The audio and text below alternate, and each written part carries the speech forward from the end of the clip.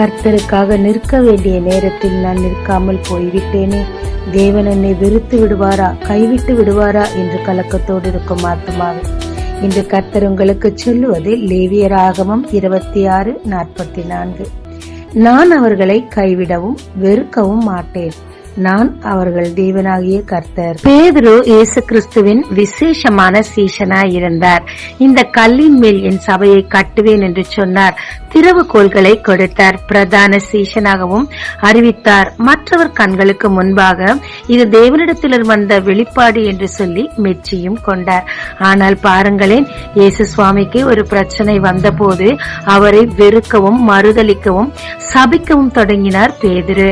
அவர் நினைத்திருப்பார், தேவன் என்னை கைவிட்டு விடுவார், தேவன் என்னை வெறுத்து விடுவார், எனவே நான் என் மீன்பிடி தொழிலுக்கே போகிறேன் என்று சொல்லியும் போனார். ஆனால் அன்புள்ள இயேசுவோ அவரை தேடி சென்று மறு வாய்ப்பை கொடுத்தார். தான் அவரிடத்தில் அன்பாய் இருக்கிறதை வெளிப்படுத்தினார். இன்னும் பேதுரு தன்னை நேசிக்கிறார் என்பதையும் அவருக்கு உணர்த்தி அவர் திட்டங்கள் ஒன்று குறைய மாறாமல் பேதுருவை பிரம்மாண்டமாய் பயன்படுத்தினார். ஆமாங்க, ரட்சிக்கப்பட்ட புதுசுல அன்பின் மிகுதியில ஏசப்பாக்கு அநேக வார்த்தைகளை நம்ம கொடுத்திருக்கலாம். அவரும் நமக்கு அநேக வாக்குத்தத்தங்களை கொடுத்திருக்கலாம். அவருக்காக வைராகியமா எழும்பி சேவை செய்திருக்கலாம். ஆனா இன்னைக்கு சூழ்நிலை மாறி போச்சு.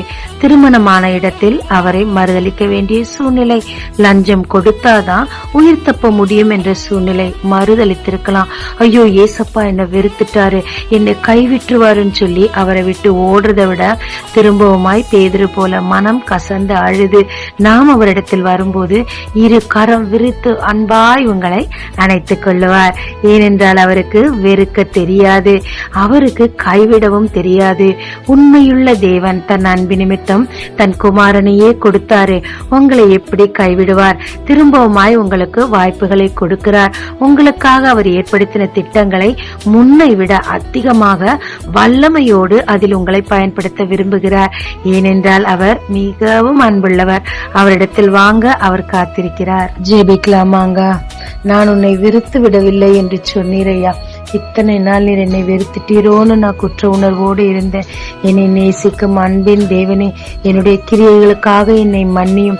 இனி ஒரு வாய்ப்பு கொடுக்கும் போது உம்மை மறுதலியாமல் இருக்கும் மனதையும் எனக்கு தாரும். இம்மையில் நான் உம்மை மறுதலித்தால் மறுமையில் நீரும் என்னை மறுதலிப்பீர் என்று வேதம் சொல்லுகிறதே.